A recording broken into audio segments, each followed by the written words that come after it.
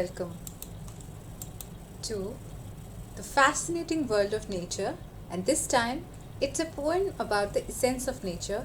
And what is that? The trees. It is written by Henry Kyler Burner, whose picture you can see right now. The theme or the message of the poem is basically that one who plants a tree or the planter of a tree contributes to the world and its betterment in more ways than one. Uh, and it is not only for his own benefit, but he is actually reaping benefits.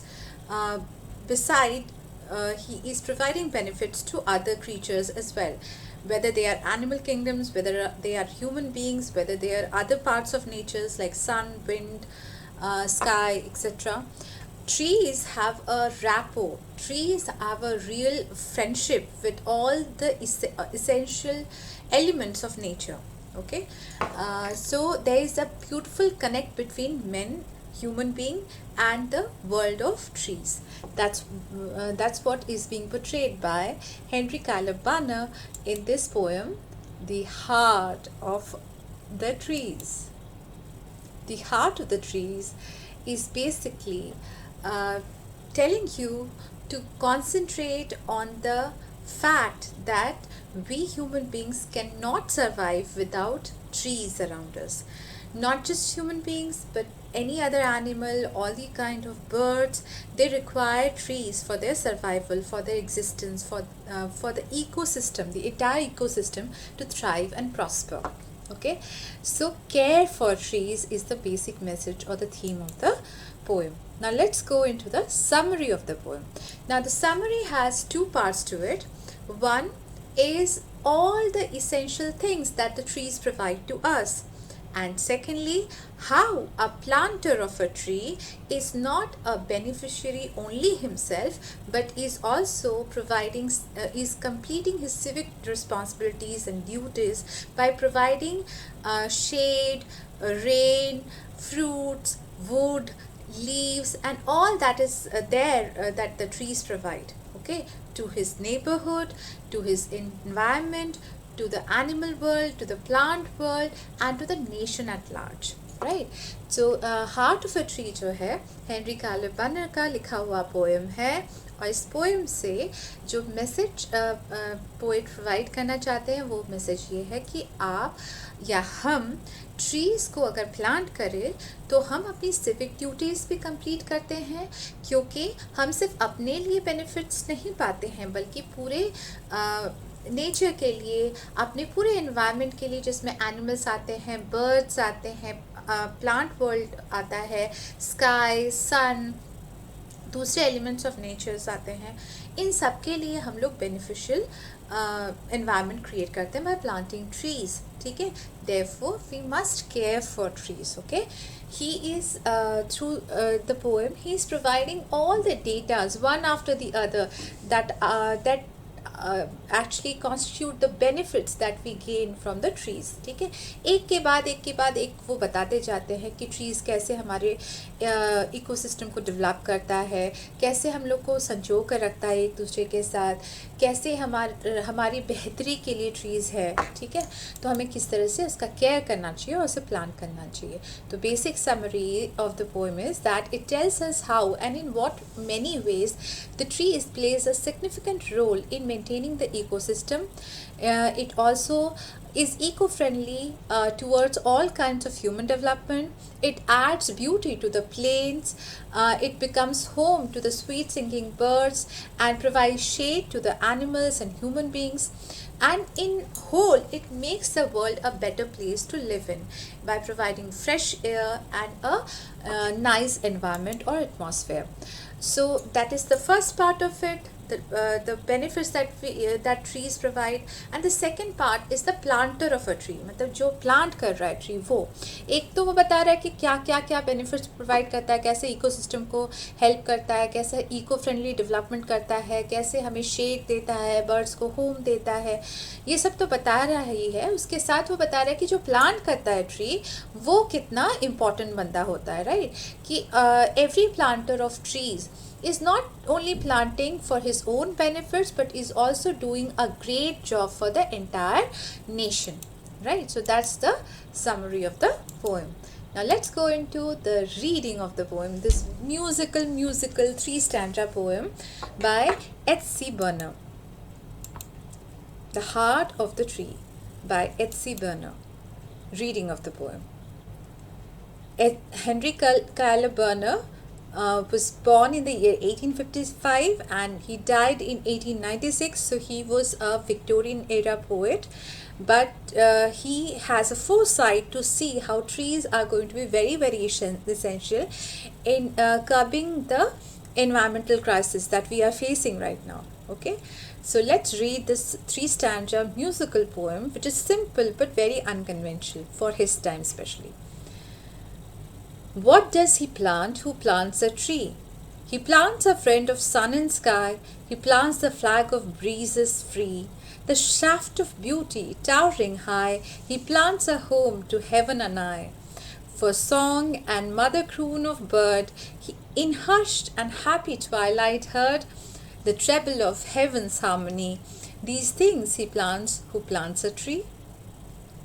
What does he plant who plants a tree? He plants cool shade and tender rain, and seed and bud of days to be, and years that fade and flush again.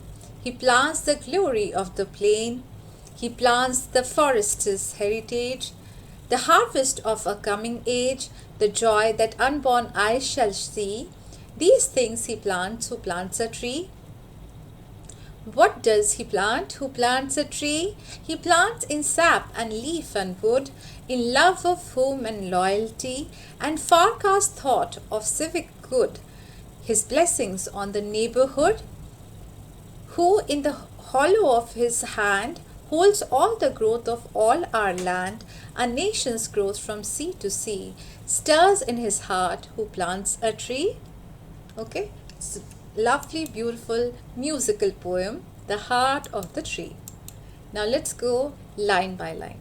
As I have read the poem, you can see it has a beautiful rhyming scheme. The basic rhyming scheme of each stanza stands at AB. That means the first word of the first line is rhyming with the alternate line. That means the third line. So A B B C C A. ठीक है, एक alternate rhyme तो हो ही रहा है शुरुआत में, first और थर्ड लाइन के बीच में और सेकंड और फोर्थ लाइन के बीच में, बट फिर कपलेट्स में आ रहे हैं, fourth and fifth line couplets में आ रहे हैं, मतलब बी बी सी सी, फिर वैसे ही लास्ट वाले भी ए करके आ रहे हैं, right? So let's see the rhyming scheme again. What does he plant who plants a tree? So the poem begins with a simple question कि जो plant करता है, जो planter होता है trees का, वो क्या plant कर रहा है, ठीक है? And then the poet is himself answering to this question. Here you can see a refrain. Refrain का मतलब क्या होता है? जबकि एक फ्रेज या एक कंप्लीट सेंटेंस या क्लॉज जो है वो बार बार आ रहा है, स्पेशली शुरुआत में या एंड में आ रहा है बार बार करके, तो first and last lines of each stanza are refrain basically, because वो बार बार आ रहे हैं. हर एक stanza begins with this simple question कि what does he plant who plants a tree, वो क्या प्लांट कर रहा है, and then follows with all the answer that the poet provides. फिर पोएट ही अपने से ही उसके आंसर्स प्रोवाइड करता है. He plants a friend of sun and sky. So that person is actually planting a friend to the elements of nature like sun and sky. Now here you can see personification. ठीक है, कैसे personification हुआ है? Tree को friend बताया है, tree को person बताया है और उसे पर्सन की तरह बिहेव करवा रहा है, उसे फ्रेंड बताते हुए सन और स्काई का. ठीक है, so he is a friend of sun and sky. Here there is an image also, it's an imagery as well. He plants the flag of breezes free, right? The flag of breezes free is basically talking about the leaves of the trees. ठीक है, flags और leaves of the trees क्योंकि दोनों ही हिलते डुलते रहते हैं. They wave in the breeze. Breeze, what do you mean by breeze? Light wind. ठीक है, लाइट फ्लोइंग विंड. तो हल्की हवा में the poet is comparing flag, waving flags to the rustling leaves of the trees. So trees के leaves और flags को indirectly implicitly compare किया है टू इनडायरेक्ट ऑब्जेक्ट को. Therefore it is a metaphor as well. The shaft of beauty towering high. Now shaft is basically a pipeline, है ना, या फिर एक बार, एक बड़ा सा बार हो गया जो कि जिसके अंदर से आप नीचे ऊपर जा सकते हो, इधर उधर जा सकते हो, या जो कि bar of a machine which is holding all the parts attach to it. ठीक है, of the machine attach to it. तो ये बार या जो शाफ्ट है, बोन शाफ्ट बोला जाता है, लिफ्ट का शाफ्ट होता है जिसमें कि लिफ्ट अप एंड डाउन होती है. तो ये शाफ्ट किसके साथ एक्चुअली कंपेयर करके बता रहे हैं? Again there is a metaphor.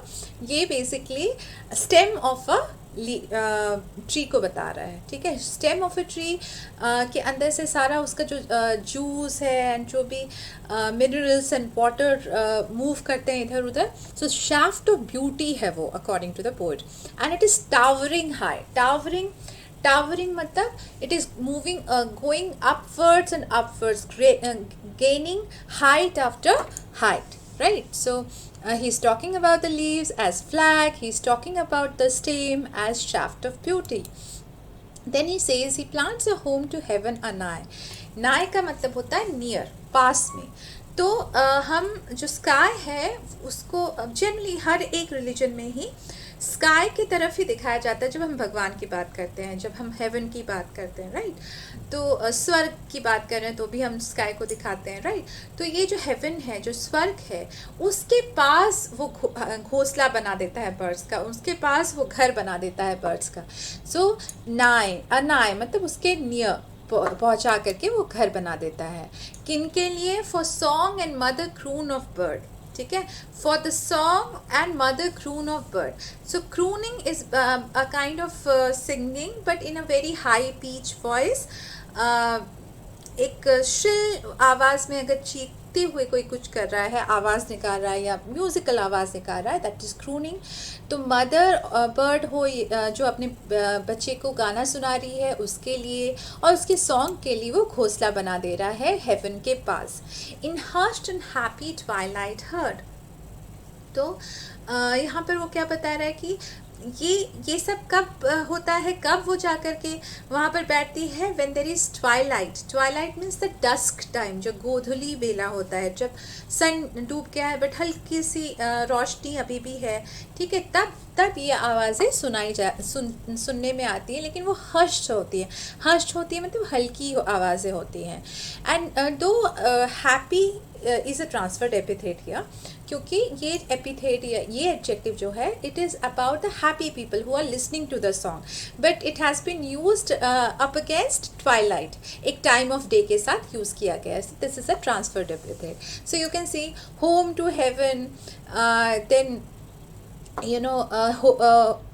all these h sound are actually alliteration as well, क्योंकि वो हर एक starting of the word में आ रहा है वो her sound. So therefore also that is also alliteration. Plus in the next line we have another alliteration, heaven's harmony. Again her is beginning the continuous two words, right?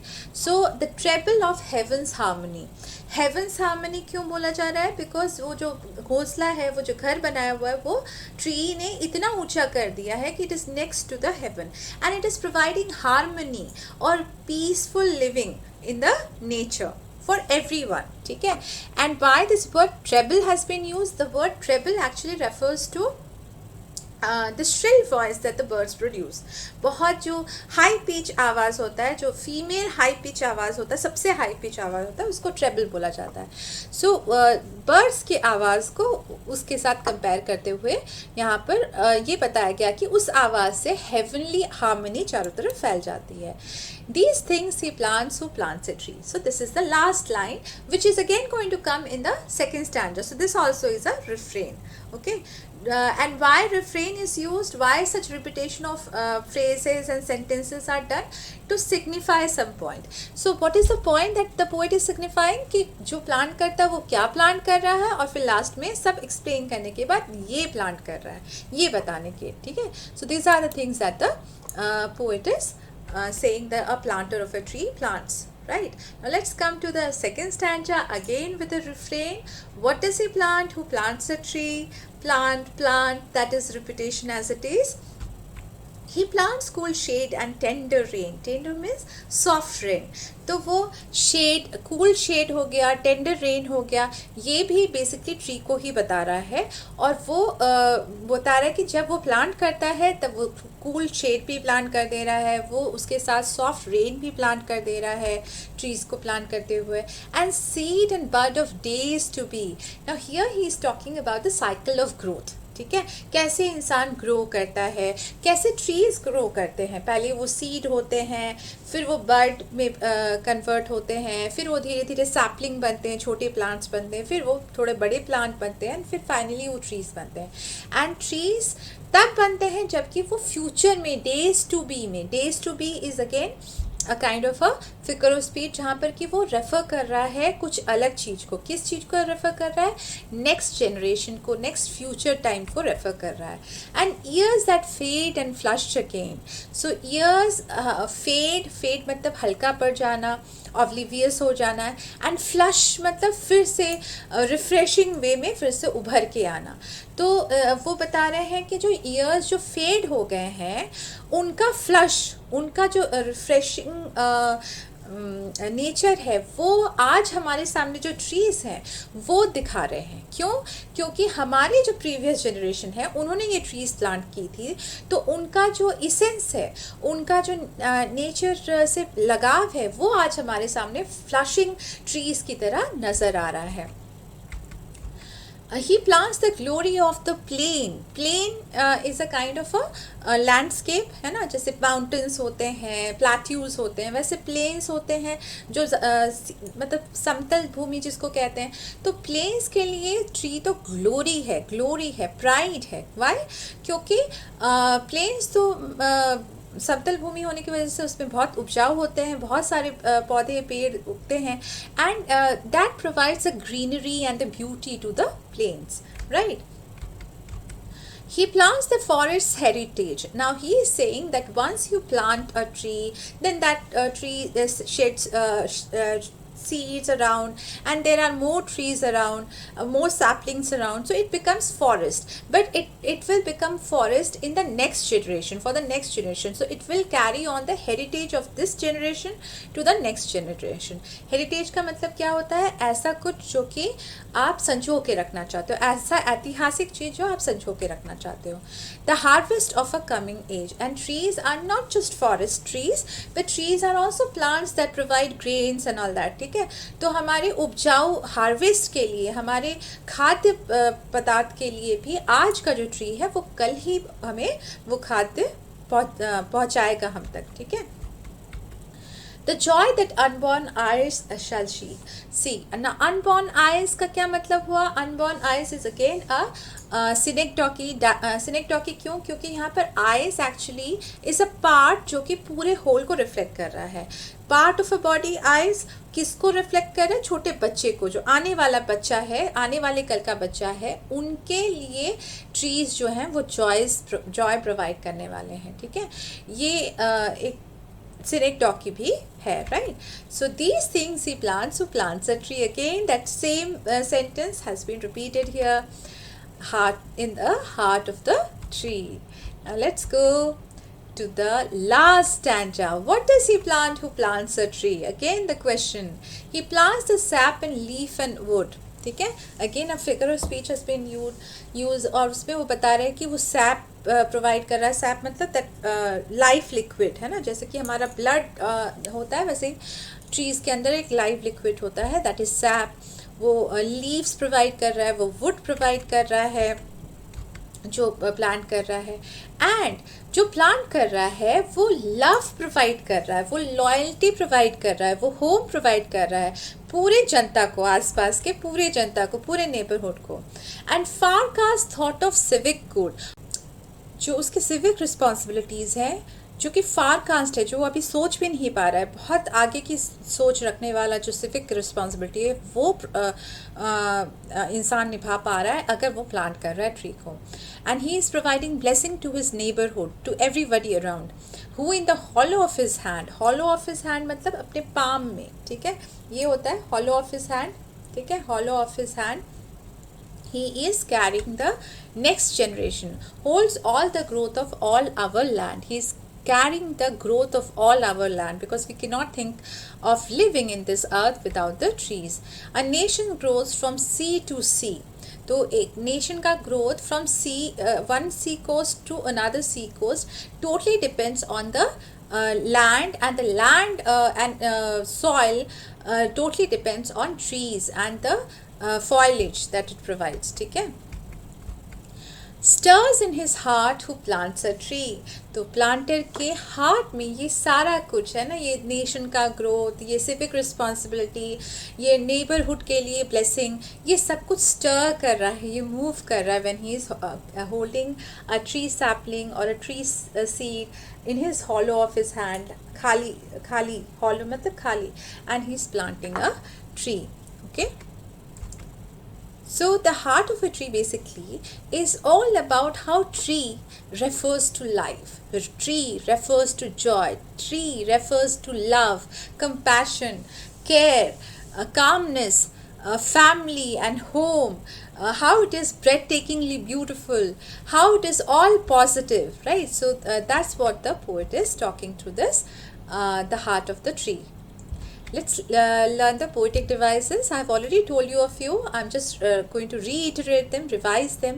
Personification मैंने बताया था कि tree को कैसे friend बता रहा है, एक पर्सन की तरह बता रहा है, किसका, सन एंड स्काई का, ठीक है. फिर रिपीटेशन भी है, बार बार वो प्लांट्स अ ट्री बता रहा है, प्लांट, ठीक है. और एक अलग तरह का रिपीटेशन भी है, जैसे रिफ्रेन, जो फर्स्ट और लास्ट लाइन है, दे आर रिफ्रेन्स, ठीक है, because they signify something. Then you have various kinds of symbols and imageries which has been used for a tree, जैसे कि cool shade for a tree or tender rain for a tree. These are symbols and imageries. Then you have metaphor when you are comparing flag to leaves, right? And when you are comparing beauty shaft to the stem of a tree. Alliteration is there, heaven's harmony, and many other places also. The refrain I have talked to you already. Circumlocution का मतलब क्या होता है, जब आप थोड़ा सा घुमा फिरा करके कुछ दूसरा ही बताना चाह रहे हो और घुमा फिरा कर बता रहे हो. जैसे अनबॉर्न आइज का मतलब क्या होता है, फ्यूचर जनरेशन, ठीक है, तो वो थोड़ा घुमा फिरा के बता रहा है उस चीज़ को. या फिर डेज टू बी का मतलब क्या होता है, फ्यूचर टाइम, ठीक है, कमिंग एज मतलब फ्यूचर टाइम. इस तरह से बहुत जगह पर पोएट ने सर्कमलोकेशन यूज़ किया है. मेटोनिमी कहाँ पर यूज़ हुआ है, मेटोनिमी कहीं बहुत जगह पे यूज़ हुआ है. मेटोनिमी बेसिकली टॉक्स अबाउट एक फिगर ऑफ स्पीच है जहाँ पर कि किसी एक चीज़ को किसी और दूसरा चीज़ जो उसी के तरह का ही है या उससे रिलेटेड है उसको रिप्लेस कर दे रहा है, ठीक है. जैसे कि ट्रेबल ऑफ हेवंस हार्मनी. अब ये ट्रेबल जो है वो मैंने बताया था कि फीमेल हाई पिच वॉइस है, highest pitch voice of female is known as treble. But यहाँ पर ट्रेबल एक्चुअली किसको रिप्लेस कर रहा है, द बर्ड्स क्रूनिंग को रिप्लेस कर रहा है, जो बर्ड्स का जो साउंड है उसको रिप्लेस करता है. So therefore it is a metonym. Synecdoche की मैंने बताया था कि unborn eyes part for whole, एक पार्ट को यूज़ किया है फॉर अ होल पर्सन को नहीं बताते हुए आइज को सिर्फ बता रहा है. फिर हाइपरलेज है या ट्रांसफर्ड एपिथेट है, जैसे मैंने हैप्पी ट्वाइलाइट का बताया. ट्वाइलाइट हैप्पी नहीं है, इंसान हैप्पी होंगे during the time of Twilight या डस्क के टाइम पे, शाम के टाइम पे, जब ये हैप्पी हार्मनी चारों तरफ फैली होगी due to the bird singing. Then you have polysyndeton also, जहाँ पर कि पास जो कंजंक्शन है वो रिपीट हो रहा है. कहीं पर बट यूज़ होता है, बट यहाँ पर जो एंड कंजंक्शन है वो बार बार रिपीट हुआ है, right. So this are the poetic devices. Now let's talk about the key thoughts of the poem, कि क्या क्या वो बता रहे हैं. If you understand the key thoughts and you can write any kind of an answer. Contextually तो मैंने poetic devices भी बताए हैं, लाइन टू लाइन एक्सप्लेन भी कर दिया है, किसको कहाँ पर क्या समझाया है वो भी बता दिया है. So all those contextual question you can definitely answer. Henry Cuyler Bunner writes a unique appeal through his unconventional but simple poem the heart of a tree. यहाँ पर वो एक अपील कर रहे हैं लोगों को, है ना, वो बता रहे हैं कि क्या करना चाहिए. ये पोएम जो है वो प्रेज कर रहा है that the level of satisfaction that a planter gets when he is planting a tree. ठीक है, वो इस चीज़ को बहुत प्रेज वर्दी है, ये बता रहा है कि जब वो प्लांट कर रहा है तो वो समझ रहा है कि मैं नेबरहुड के लिए कर रहा हूँ, मैं अपने लिए कर रहा हूँ, मैं अपने नेक्स्ट जनरेशन के लिए कर रहा हूँ, मैं अपने नेशन के लिए कर रहा हूँ. This is such a satisfactory experience. He is also saying that various elements of nature like animal world, like birds or sky or sun or wind, ये सारे जो हैं they are having a true friendship with the trees. He is also referring to shade and rain as trees and how these brings comfort to people and animals. Therefore, one who plants a tree brings joy and blessings to the neighborhood, society and environment. ठीक है, there is a strong relationship. So the major part of this entire poem is to show the strong relationship that human beings have with the tree world, okay, with the trees, for their own survival. We need to ensure that the trees keep growing and keep prospering for like beautiful towers की तरह उनको उगते रहना चाहिए, बढ़ते रहना चाहिए, and they must reach the sky. Every tree should survive to reach the sky so that we can also survive and our human growth can also reach the sky height. Okay, so that is what the poet is appealing. I hope you have understood this unique poem and unique appeal put forth by Henry Kyler Bonner, right? Keep enjoying, keep learning, keep exploring. Good day to you and thank you. Please like and subscribe.